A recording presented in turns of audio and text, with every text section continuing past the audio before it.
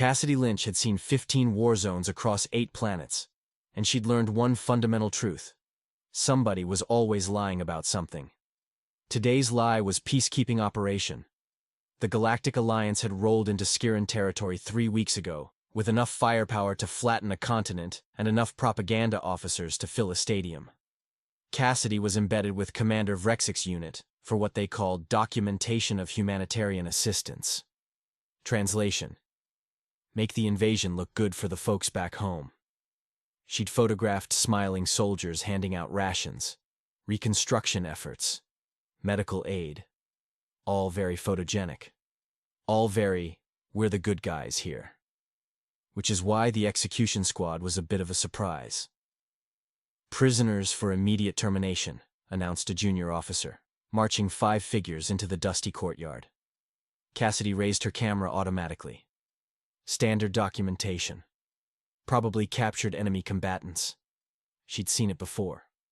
Not pleasant, but war wasn't a tourism brochure. Then she actually looked at what was coming through the gate. 5 Skirran cubs. Small. Bound terrified. They couldn't have been more than 8 to 10 years old in human terms, covered in the soft spotted fur that Skirran young had before their adult scales came in. Wide eyes. Trembling. One was crying. Cassidy's camera stopped halfway to her face. "Commander Vrexic," she said slowly. "What exactly am I looking at here?" The Keldari commander didn't even glance her way. "Enemy combatants. Skirran predator young. Standard protocol requires immediate termination before they reach combat maturity." Cassidy blinked. Processed. Decided she'd heard wrong. "I'm sorry. Did you say they're children?" "Biologically immature specimens, yes. But Skirran development follows accelerated aggression patterns. They become dangerous within 2 solar cycles. They're kids. They are enemy assets." Cassidy stared at the cubs. At the execution squad raising weapons. At Commander Vrexic checking his datapad like this was a routine supply requisition. "Oh, hell no," she muttered. Cassidy stepped between the execution squad and the children. Not a planned move, not a tactical decision. Just her body deciding that watching kids get shot wasn't on today's schedule. Photographer Lynch. Vrexic's voice carried the sort of patience usually reserved for explaining things to very slow students. "Move aside. This is a military operation." "Those are kids," Cassidy repeated, because apparently nobody had understood her the first time. "You're not executing kids while I'm standing here." "Your objection is noted." Vrexic made a gesture. Soldiers advanced. "Please step aside." Cassidy didn't move. "On what authority are you executing children?" Galactic Warfare Convention, Article 239. Enemy combatant offspring may be eliminated to prevent future hostile action. Article 239. Cassidy's laugh came out slightly unhinged. "I don't care if it's Article 1 of the How to Be a War Criminal Handbook. Not happening." The soldiers looked confused, looked at each other, looked at Vrexic. Vrexic's scaled brow furrowed. "Your species signed the same conventions, Photographer Lynch. This is standard military protocol." "Yeah, well, my species also had a phase where we thought slavery was fine and women shouldn't vote. We got over it. You should try evolving too." Behind her, one of the cubs made a small, frightened sound. Cassidy felt it like a knife between her ribs. She pulled out her press credentials, held them up. "You execute these children, I document it. Every frame, every second. And your peacekeeping mission becomes the lead story on every newsfeed in the galaxy. War Crimes Tribunal, international outrage, political collapse. Your call, Commander." Vrexic's expression shifted. Not to concern, to calculation. Standoff. One human photographer versus an entire military unit. Cassidy's camera hung around her neck.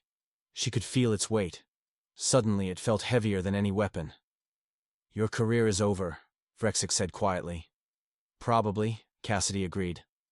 "But at least I'll be able to sleep at night." Vrexic's response was predictable. "Arrest her." Cassidy's response was faster. She'd already pulled out her camera's wireless upload unit and slammed the transmit button. Every photo she'd taken in the last hour. Uploading. Now. Bound children. Check execution squad. Check commander's face, clearly visible, giving orders. Check, what are you doing? Vrexic demanded. My job, Cassidy said, watching the upload progress bar. Documenting war crimes in real time. It's what I do. The photos hit the galactic net in seconds. Then the algorithms picked them up. Then the news feeds. Then everyone with a screen and an opinion. Cassidy's comm unit started screaming with notifications. She ignored it. Kept her position between the soldiers and the cubs. Behind her, she could hear one of the children whispering something in Skirran. Her translator patch rendered it as, "Is the strange fur helping us?" "Yeah, kid," Cassidy muttered. "The strange fur is trying." Her comm unit was now beyond screaming. It was having a complete meltdown. Headlines flashed across the screen.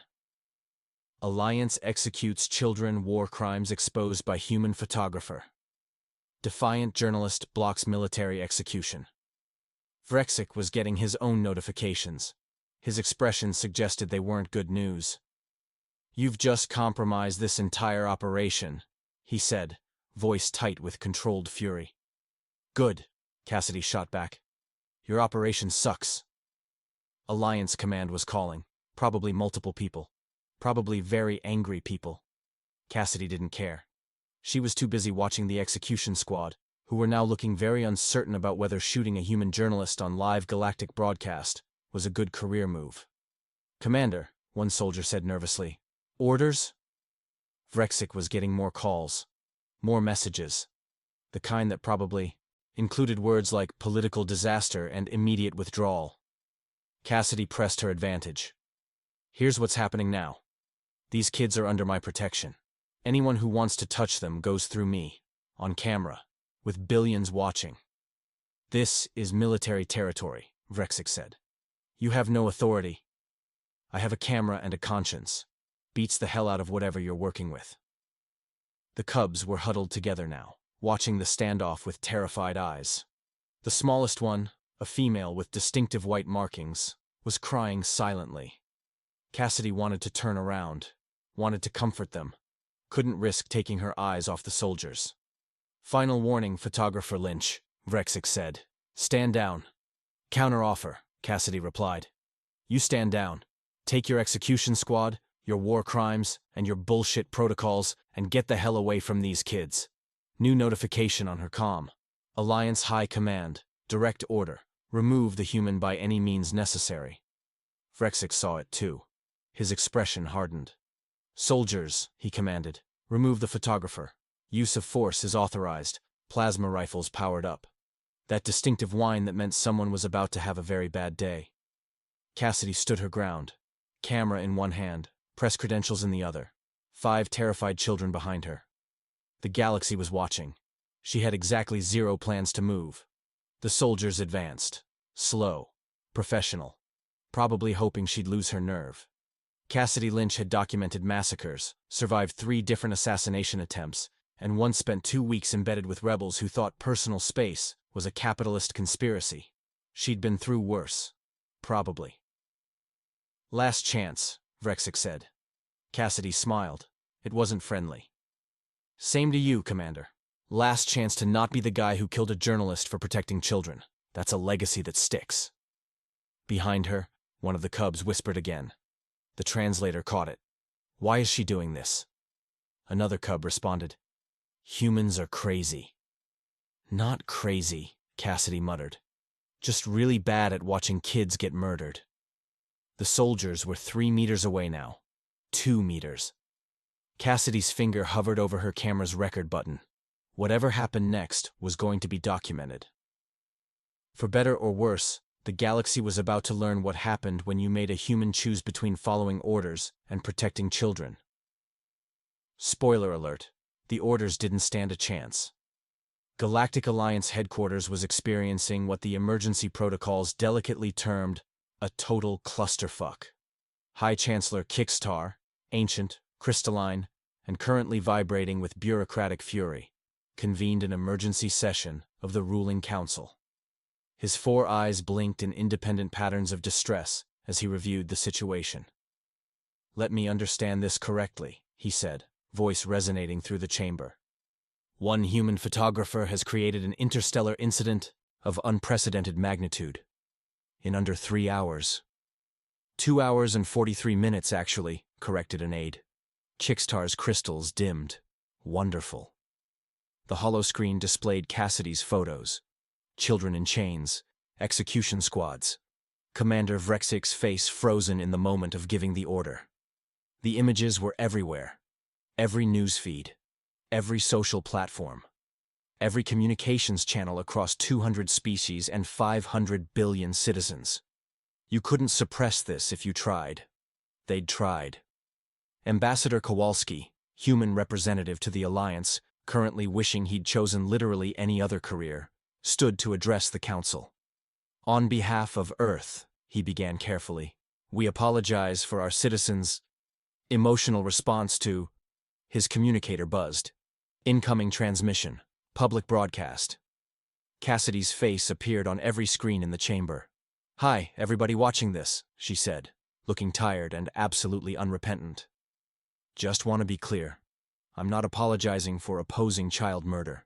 Apparently that's a controversial stance here, but I'm standing by it. Kowalski closed his eyes. Oh no. The Alliance has explained that Skirran children are biologically programmed warriors, and eliminating them is a strategic necessity, Cassidy continued. Which is interesting logic. I've also been told that scorpions are biologically programmed to sting, but we don't execute baby scorpions for existing. Several council members shifted uncomfortably. Furthermore, Cassidy held up another photo. There. Children. They have teddy bears. The image showed confiscated personal effects from the cubs, crude stuffed toys, hand-drawn pictures, a worn blanket. The council chamber went very quiet. These are your enemy combatants, Cassidy said. Kids with stuffed animals.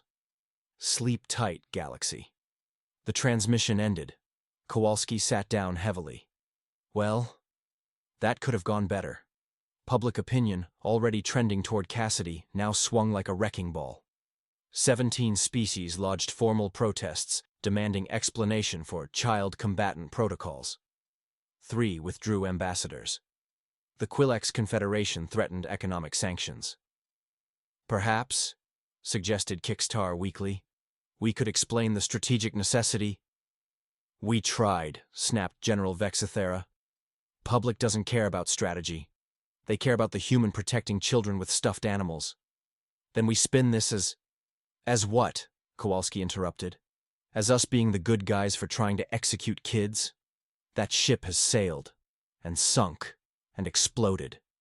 Kickstar's crystals flickered with resignation. What do the humans recommend? Kowalski checked his notes, most of which consisted of variations on, we told you this would be a problem. Earth's official position is, stop trying to kill children. It's a low bar. Try clearing it. The Skirran resistance contacted Cassidy directly. Not through official channels. Those were monitored. Through her photographer's network. The underground web of journalists and fixers that existed in every war zone. The message was simple. You protected our young. We are in your debt. Cassidy, currently under house arrest in what the Alliance called protective custody, and she called a very polite prison, responded via encrypted channel. Great, she typed. Get me and these kids out of here before someone shoots us. The reply came from Warlord Kreshitar himself. Legendary resistance leader. Tactical genius. And according to Alliance propaganda, bloodthirsty terrorist. We offer exchange. 5 cubs for 5 Alliance soldiers. Equal trade. Cassidy stared at her screen. Then at the 5 Skirran children who hadn't left her side since the standoff. Works for me, she sent back. Propose it formally. Kreshitar did. The Alliance's response was immediate and predictable. We don't negotiate with terrorists. Cassidy's response was immediate and sarcastic. But you'll murder children? Interesting priorities. She made sure that exchange was public too. The diplomatic fallout was immediate and explosive. Skirran resistance forces mobilized. Alliance forces dug in. What had been a low-intensity occupation became a full military standoff. all over one photographer and 5 kids. Cassidy sat in her cell, secure accommodation, and watched the news feeds with growing horror.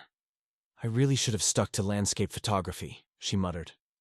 One of the cubs, a male with dark stripes named Reth, tilted his head. What is landscape photography? Pictures of mountains.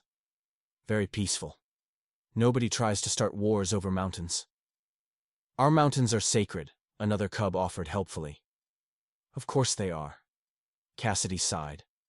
The cubs wouldn't leave her alone. Literally. Wouldn't. Alliance psychologists had tried separating them for evaluation. The children had screamed until they brought Cassidy back.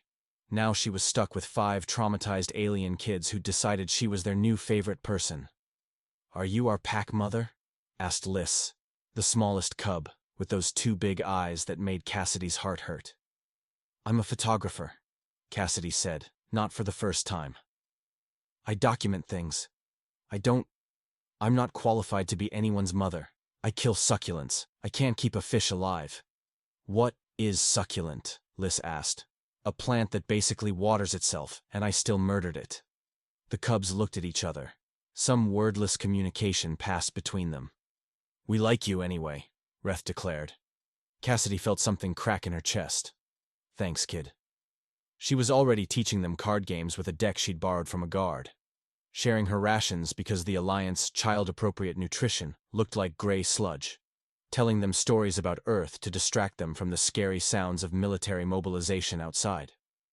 Dr. Threll, the Quillex xenopsychologist assigned to observe the situation, watched through the one-way mirror with fascination. Remarkable, she murmured to her assistant.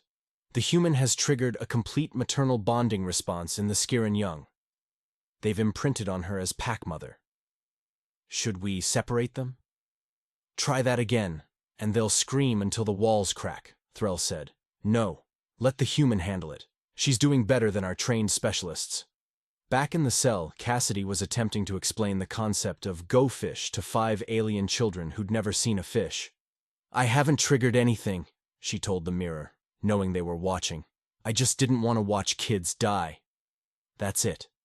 That's the whole story. But she was braiding Liz's fur, helping Reth with his drawing, making sure the others ate their food, tucking them in for sleep with stories about Earth's forests and oceans. Just trying to keep them safe. Just trying to keep them okay. Just trying not to think about the fact that she'd accidentally started an interstellar crisis and had no idea how to fix it. The intercepted transmission came through at 0300 hours, station time. Alliance Command to Facility 23. Prepare to relocate photographer Lynch and subjects to secure facility. Coordinates to follow. Maintain operational security. Dr. Threll knew what secure facility meant, what operational security meant. They were going to disappear Cassidy and the cubs. She also knew the Skirran resistance monitored Alliance communications. They'd see this transmission too. Oh dear, she said. 30 minutes later, alarms started blaring. Skirran forces mounting a full-scale rescue operation. For 1 human photographer and 5 children. In her cell, Cassidy woke to the sound of explosions. Okay, kids, she said, pulling the cubs close. Remember those stories about Earth adventures I told you? This is about to become one. Are the rescuers coming? Liz asked. Yeah. Though rescue might be a strong word given how much stuff is exploding. We like explosions, Reth said. Of course you do, Cassidy muttered. Why wouldn't you? More explosions. Closer now. Through the wall speakers, automated evacuation orders played on loop.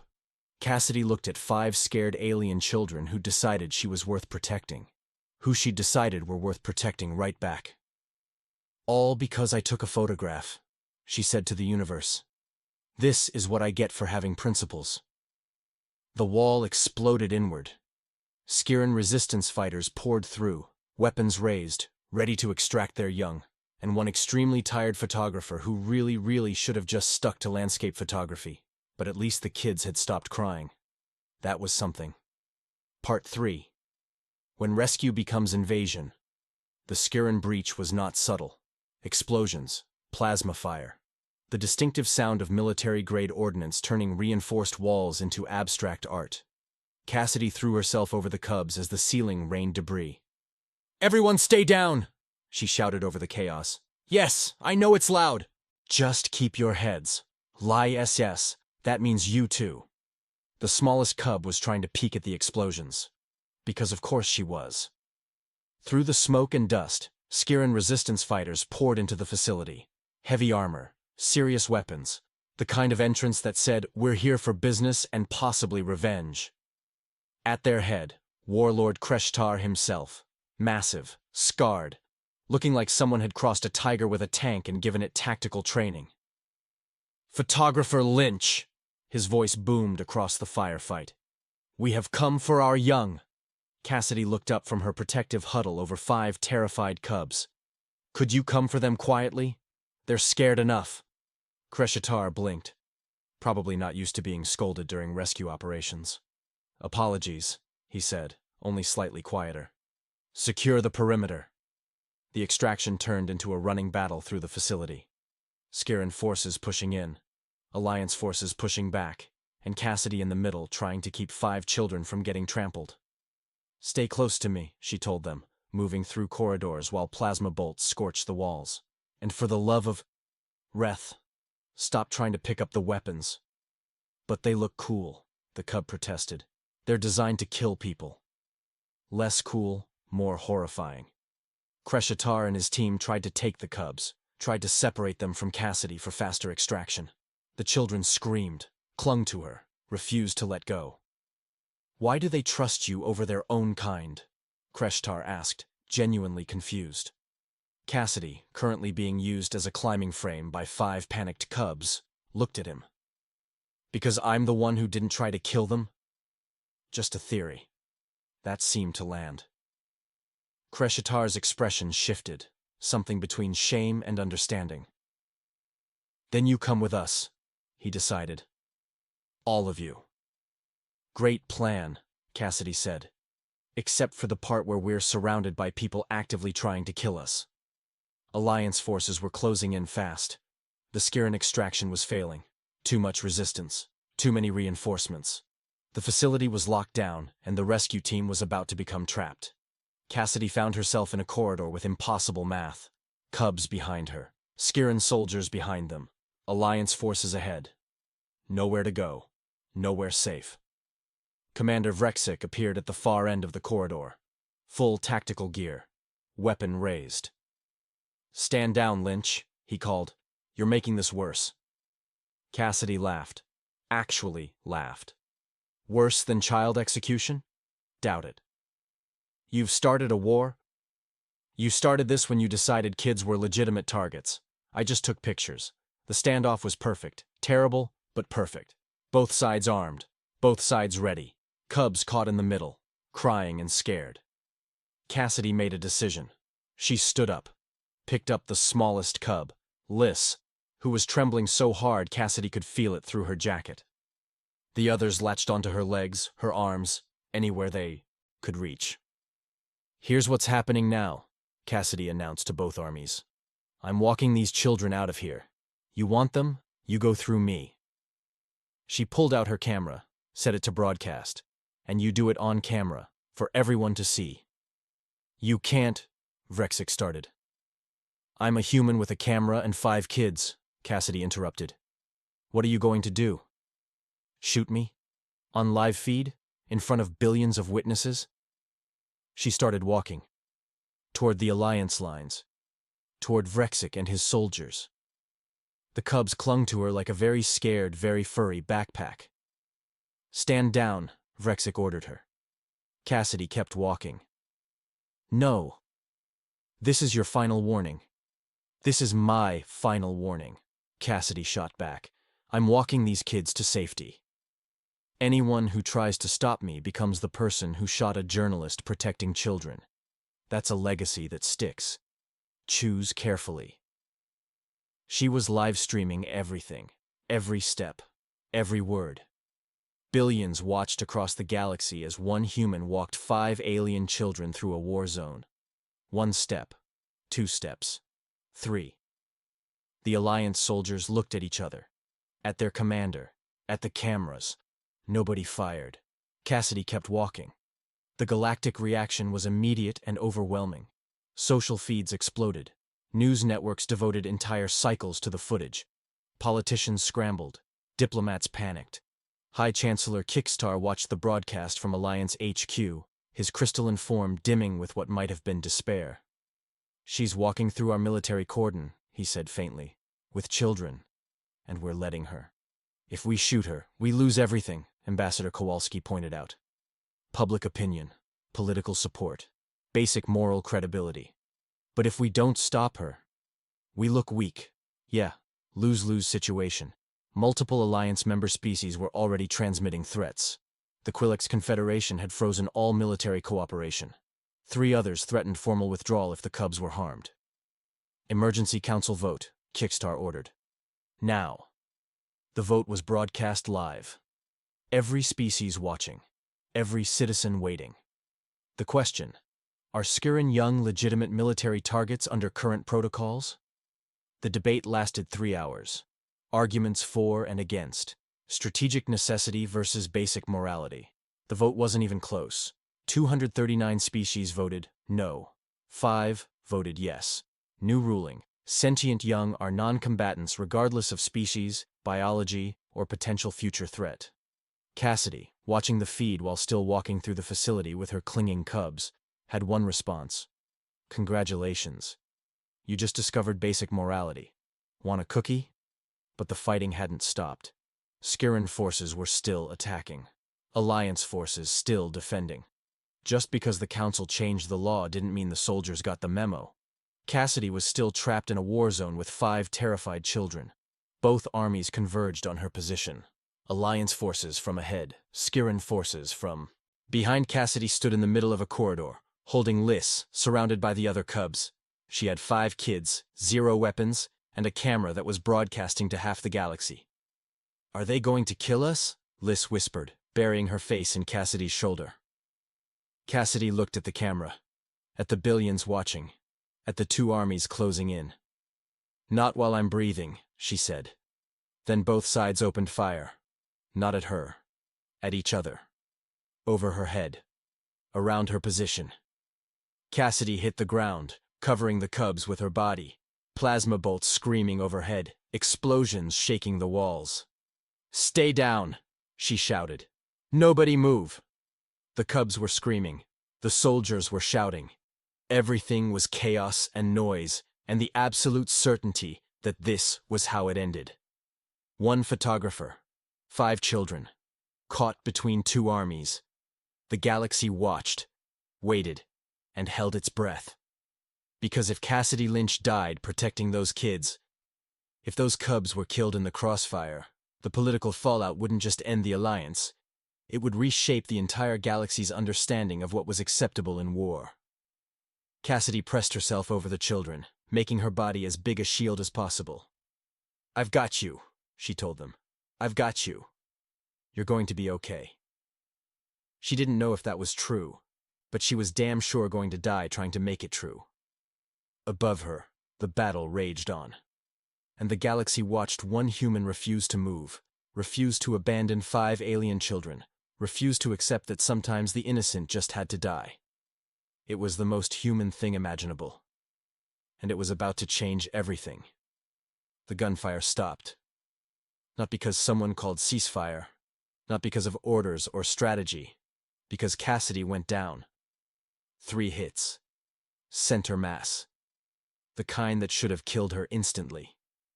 Her body armor, basic press kit stuff, not military grade, cracked, failed. The rounds went through. She collapsed over the cubs, still trying to shield them even as she fell. Both armies froze.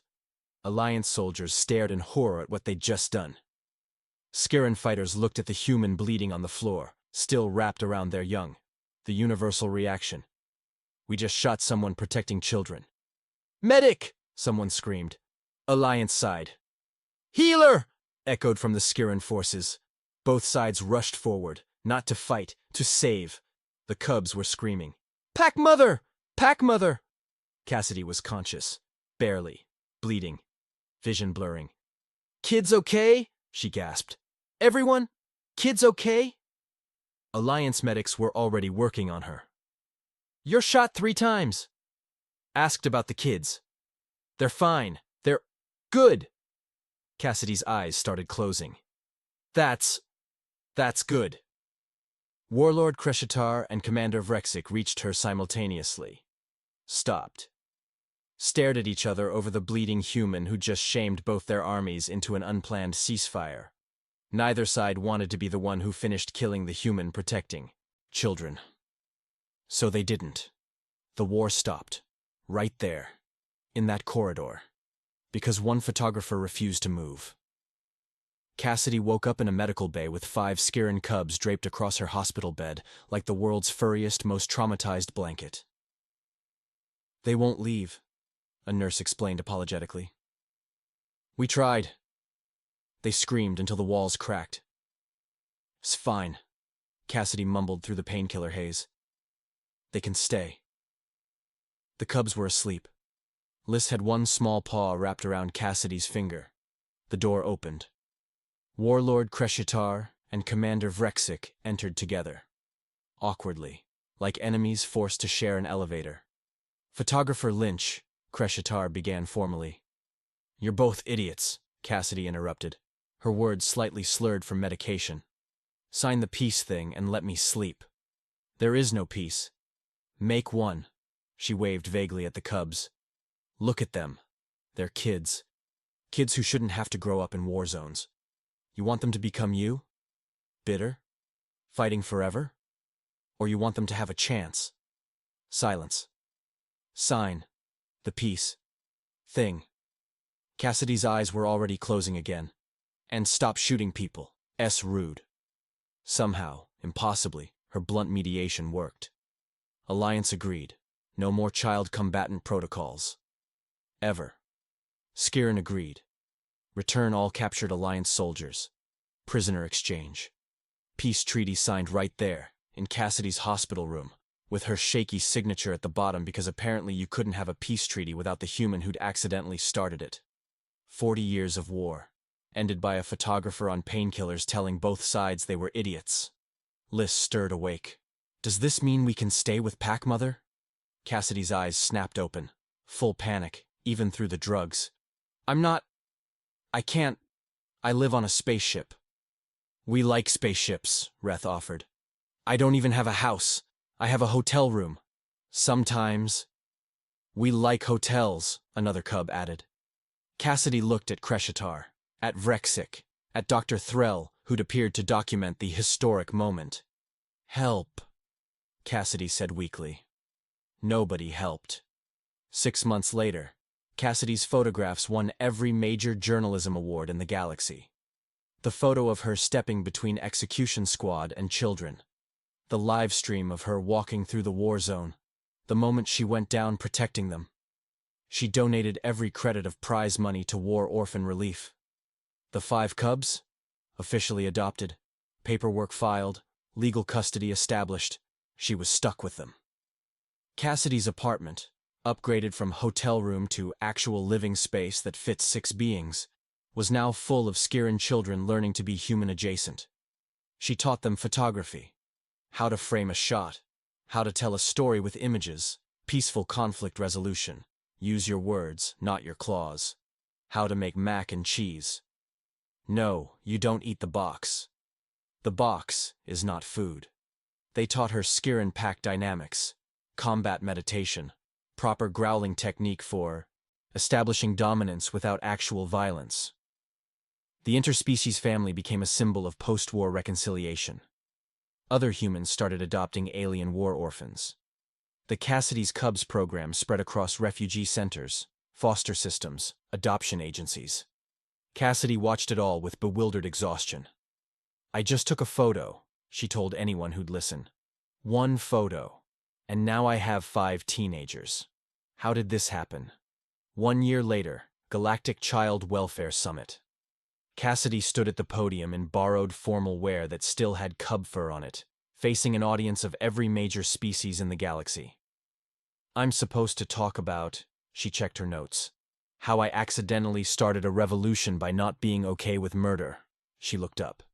"Catchy title. Didn't pick it myself. Her original photos displayed on screens behind her. The execution squad. The terrified children. Her stepping between them. The audience, former soldiers, warlords, peacekeepers, watched in silence. I didn't plan any of this, Cassidy continued. I just saw kids who needed help. Apparently, that was revolutionary. The new galactic protocol was officially named Lynch Doctrine, Protection of Youth in Conflict Zones. Cassidy had tried to get them to change it. Lynch Doctrine sounds ominous, like I'm advocating mob justice. They kept it anyway. In the audience, her 5 cubs, now teenagers, all gangly limbs and attitude, sat in the front row, thriving, healthy, safe. Cassidy's final slide appeared. Her original viral photo. 1 human, 5 children, standing against the world. Every war ends eventually, she said. But childhood? You only get one. Choose accordingly. She sat down to thunderous applause. Then it was the cubs' turn. They presented their school project. My human family. Photos they'd taken, stories they'd written. All about the weird human who'd adopted them and was now teaching them to be good people despite having no idea what she was doing. The final image. Family photo. 1 human woman. 5 alien teenagers. All smiling. Genuine. Happy. Safe. Dr. Threll's voiceover played over the image. Her updated xenopsychology report. Conclusion. Human protective response to young operates, independent of species recognition. Subject Lynch exhibited typical human parental bonding with genetically unrelated alien juveniles. When threatened, response was immediate, disproportionate, and resulted in pause. Galactic peace. Another pause. Recommend, never threaten young near humans. Results unpredictable but consistently dramatic. Final addendum. Also, Subject Lynch now has 12 cubs. She adopted 7 more. We have stopped trying to understand this. Cassidy's apartment. Evening. Chaos. 12 teenagers. Multiple species. Homework scattered across every surface. Cassidy on the phone with Alliance HQ. No, Ambassador. I'm not adopting more. Yes. Put your brother down. I said no more. She paused. Stared. Is that a puppy? Where did you get a puppy? Reth looked innocent. It followed me home? We're in space. Nothing follows you home in space. It was lonely? Cassidy pinched the bridge of her nose. We're keeping it, aren't we? Yes, chorused 12 voices. Fine, fine. But you're cleaning up after it. She returned to the phone. Ambassador? I'll call you back. Apparently we have a puppy now. She hung up, looked at her chaotic, multi-species family, at the cubs doing homework while arguing about proper comma usage in 3 different languages, at the puppy that absolutely had not followed anyone home in the vacuum of space, at her life, which had somehow become this. I really should have stuck to landscape photography, she muttered. Liz looked up. But then you wouldn't have us. Cassidy's expression softened. Yeah, I wouldn't. Worth it? The youngest cub asked. Cassidy looked at 12 alien kids who'd chosen her, who she'd chosen right back. Yeah, she said, worth it. The screen faded to text.